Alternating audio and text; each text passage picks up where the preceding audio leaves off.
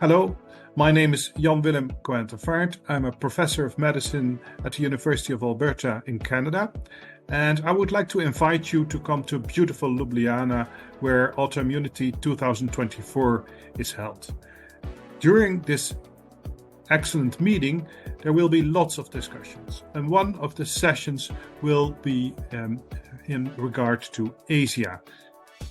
ASIA is autoimmunity/inflammatory syndrome induced by adjuvants, which can be caused by implants, such as breast implants.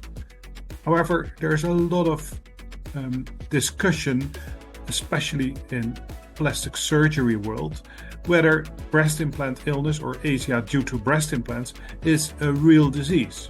And during the meeting, we will highlight the evidence or not of this disease. So please come listen to us during the session of ASIA at the Autoimmunity meeting in Ljubljana.